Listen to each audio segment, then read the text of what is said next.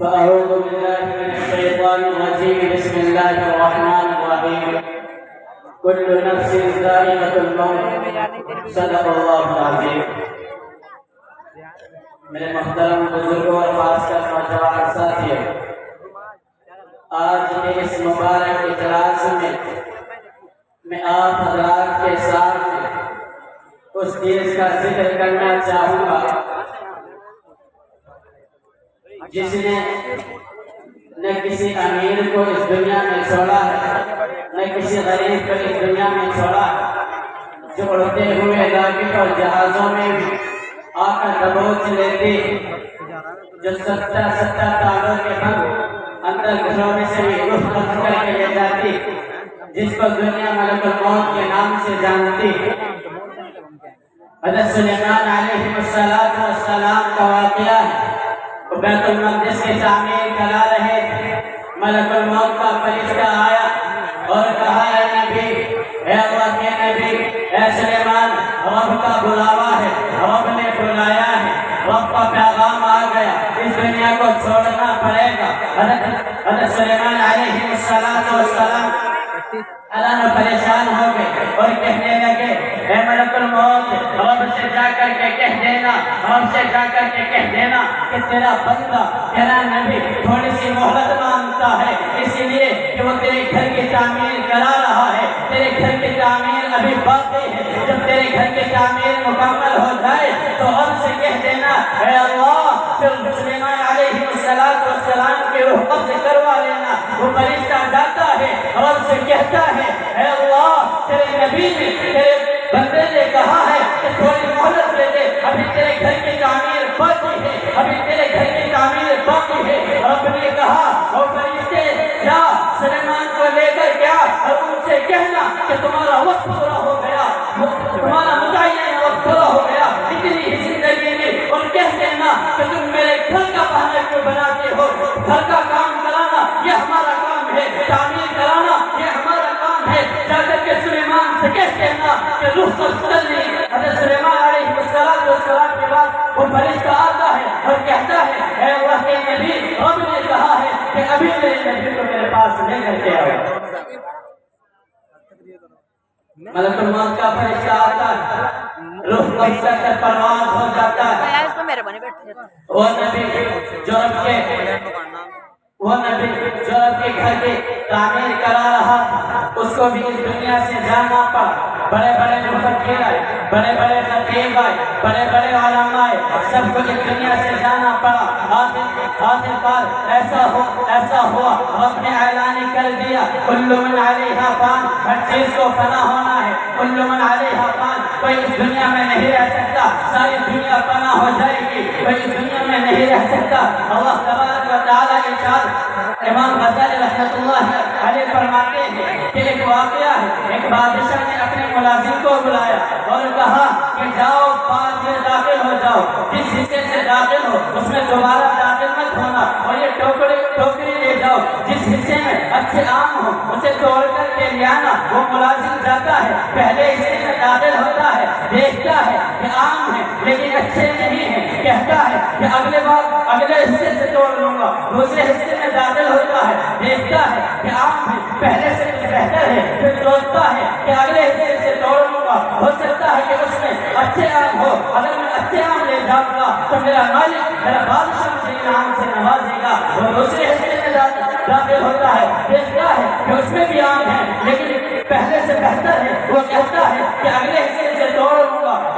آخرکار یہ ہوتا ہے کہ سارے حصوں کو پار کر دیتا ہے، جب آخری حصے میں پہنچتا ہے تو دیکھتا ہے کہ آم پیڑ پر آم ہی نہیں ہے، افسر پکڑ کر روتا ہے، کہتا ہے کہ ہائے، میں پہلے حصے سے توڑ لیتا، کیونکہ اگر میں توڑ لیتا تو میری ٹوکری خالی نہیں جاتی، اب میں اپنے بادشاہ کو اپنے مالک کو کرنا۔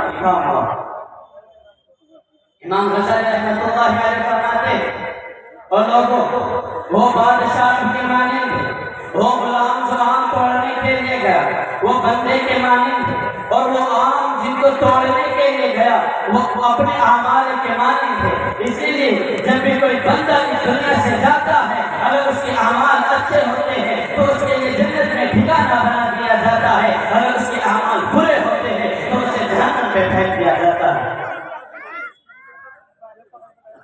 برادران ملت، صبح کا وقت حضرت علی رضی اللہ تعالیٰ عنہ داخل ہوتے، دیکھتے کہ حضرت فاطمہ کپڑے دھو رہی، پاس میں پانی رکھا ہے جس کو گرم کرنا، چکی چلا رہی، آٹا پیس رہی.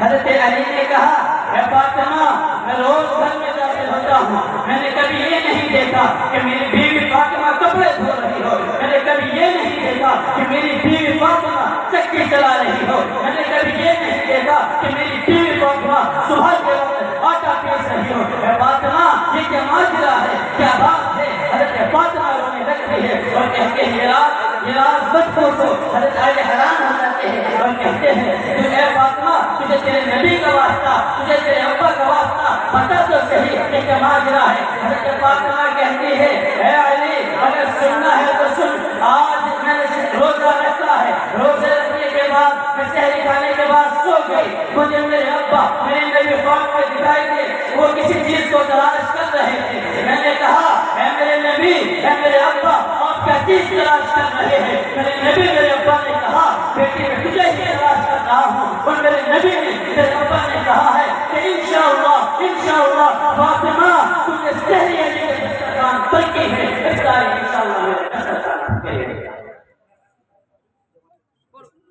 اتنا سنا حضرت علی رونے لگے اور کہا اے فاطمہ تمہیں معلوم ہے تمہارے والد محترم کو 6 مہینے ہو گئے اجدار پانی سے گئے ہوئے، ابھی تک ان کی وفات کا غم ہمارے سینوں کے اندر موجود. تم اس دنیا سے جاؤ ہمیں چھوڑ کر کے جاؤ، ہم اس غم کو کیسے برداشت کریں گے؟ حضرت فاطمہ اشارہ کرتی ہے اور کہتی ہے کہ اے علی جیسے تم نے میرے ابا کی وفات کا سبب کیا تھا میری وفات کا سبب.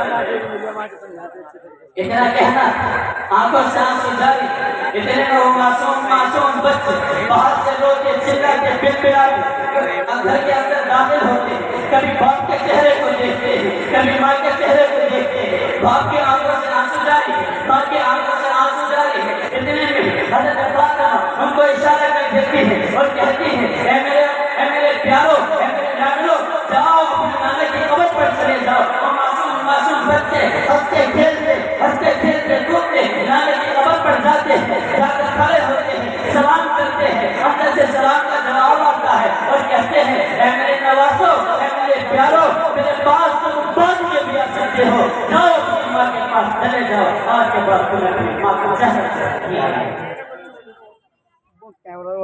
بھائی سوچو تو صحیح ان معصوم بچوں کے دلوں پر کیا گزرتی ہوگی جب ان کے کانوں میں الفاظ پڑھتے ہوں گے.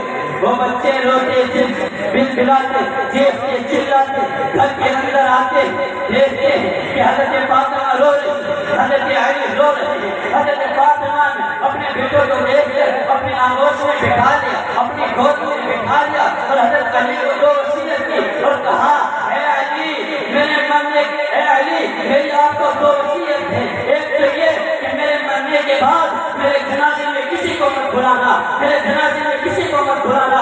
علی حیران ہو گئی اور کہنے لگے اے فاطمہ تو یہ کیا بات کرتی ہے، تو یہ کیا کہتی ہے کہ میرے جنازے میں کسی کو مت بلانا؟ میں تو چاہتا ہوں کہ سارے مہاجرین کو بلاؤں گا، مکے والوں کو بلاؤں گا، مدینے والوں کو بلاؤں گا. حضرت فاطمہ نے کہا علی نہیں، میرے ابا کی میرے نبی کی یہ وصیت ہے کہ بیٹی پردے میں رہنا. میں یہ چاہتا ہوں کہ مرنے کے بعد کسی غیر بہن کی طرف پر نظر نہ آئے. دوسری وصیت یہ کرتی ہے اے علی میرے مرنے کے بعد جس سے تمہیں نکاح کرنا ہو کر لینا، میرے مرنے کے بعد جس سے تمہیں نکاح کرنا ہو کر لینا، لیکن ایک رات میرے معصوم بچوں کے پاس گزار دینا. یہ بھی نابالغ ہے، یہ بھی معصوم ہے، جب یہ بالغ ہو جائے، جب یہ بلوغت کو پہنچ جائے تو انہیں رب کے حوالے کر دینا. اتنا ہی کہتے ہیں حضرت فاطمہ رضی اللہ تعالیٰ عنہ جائے پانی سے الوداع کہہ کر رخصت ہو جاتی ہے. حضرت علی رو رہے ہیں، حضرت وہ دونوں معصوم بچے حسن اور حسین رو رہے ہیں. آپ کا جنازہ رات میں اٹھایا گیا. حضرت ابو ذر غفاری رضی اللہ تعالیٰ عنہ سے حضرت علی کی طرف کو دیکھا نہیں گیا. وہ ان کی طرف کو دیکھ کر انہوں نے قبر سے معلوم کیا یا قبر تجھے معلوم ہے ہم تیرے